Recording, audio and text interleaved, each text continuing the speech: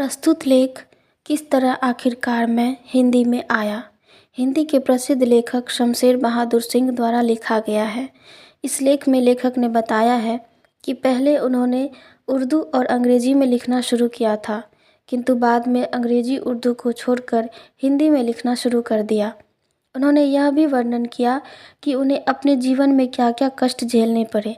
इसके साथ ही लेखक ने श्री सुमित्रानंदन पंत, डॉक्टर हरिवंश राय बच्चन तथा श्री सूर्यकांत त्रिपाठी निराला के प्रति अपनी श्रद्धा को भी व्यक्त किया है। लेखक कहते हैं कि वे जिस स्थिति में थे उसी स्थिति में बस पकड़कर दिल्ली चले आए। दिल्ली आकर वे पेंटिंग सीखने की इच्छा से उकील आर्ट स्कूल पहुँचे। परीक्षा में पास होने के कारण उन्हें बिना फीस के ही वहां भर्ती कर लिया गया। वे करोल बाग में रहकर कनॉट प्लेस पेंटिंग सीखने जाने लगे। रास्ते में आते जाते वे कभी कविता लिखते और कभी ड्राइंग बनाते थे और अपनी ड्राइंग के तत्व खोजने के लिए वे प्रत्येक आदमी का चेहरा गौर से देखते थे। पैसे की बड़ी तंगी रहती थी। कभी कभी उनके बड़े भाई तेज बहादुर उनके लिए कुछ रुपये भेज देते थे। वे कुछ साइन बोर्ड पर लिखकर कमा लेते थे। अतः अपनी टीस को व्यक्त करने के लिए वे कविताएं और उर्दू में गज़ल के कुछ शेर भी लिखते थे। उन्होंने कभी यह नहीं सोचा था कि उनकी कविताएं कभी छपेंगी। उनकी पत्नी टीबी की मरीज थी और उनका देहांत हो चुका था, अतः वे बहुत दुखी रहते थे। इस समय महाराष्ट्र के एक पत्रकार उनके साथ रहने लगे। इसी समय एक बार क्लास खत्म होने तथा उनके चले जाने के बाद बच्चन जी स्टूडियो में आए थे और लेखक के न मिलने पर वे लेखक के लिए एक नोट छोड़ गए थे।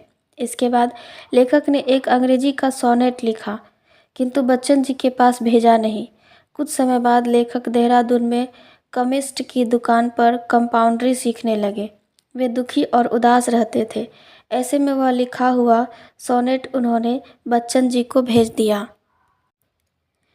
देहरादून आने पर बच्चन जी डिस्पेंसरी में आकर उनसे मिले थे। उस दिन मौसम बहुत ख़राब था और आंधी आ जाने के कारण वे एक गिरते हुए पेड़ के नीचे आते आते बच गए थे। वे बताते हैं कि बच्चन जी की पत्नी का देहांत हो चुका था, अतः वे भी बहुत दुखी थे। उनकी पत्नी सुख दुख की युवा संगिनी थी। वे बात की धनी, विशाल हृदय और निश्चय की पक्की थी।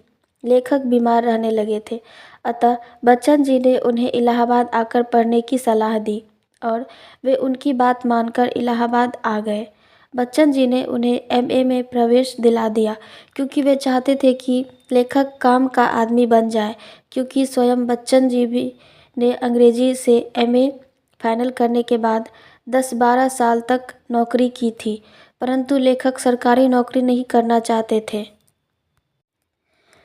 वे बताते हैं कि उन्हें इलाहाबाद विश्वविद्यालय में हिंदू बोर्डिंग हाउस के कॉमन रूम में एक सीट निःशुल्क मिल गई। इसके साथ ही पंत जी की कृपा से उन्हें इंडियन प्रेस में अनुवाद का काम भी मिल गया। अब उन्हें लगा कि गंभीरता से हिंदी में कविता लिखनी चाहिए, परंतु घर में उर्दू का वातावरण था तथा हिंदी में लिखने का अभ्यास छूट चुका था। अतः बच्चन जी उनके हिंदी के पुनर्संस्कार के कारण बने।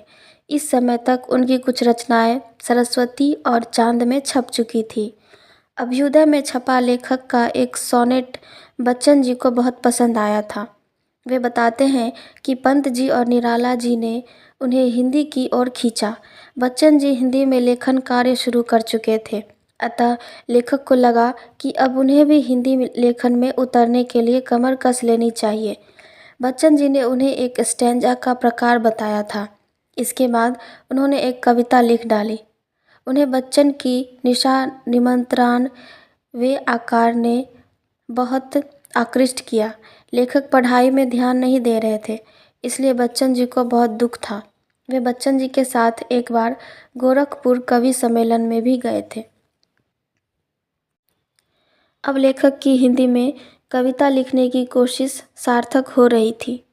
सरस्वती में छपी उनकी कविता ने निराला का ध्यान खींचा। लेखक रूपाव कार्यालय में प्रशिक्षण लेने के बाद बनारस के हंस कार्यालय की कहानी में चले गए। वे कहते हैं कि निश्चित रूप से बच्चन जी ही उन्हें हिंदी में ले आए। वैसे बाद में बच्चन जी से दूर ही रहे, क्योंकि उन्हें चिट्ठी पत्री तथा मिलने जुलने में उतना विश्वास नहीं था। वैसे बच्चन जी उनके बहुत निकट रहे।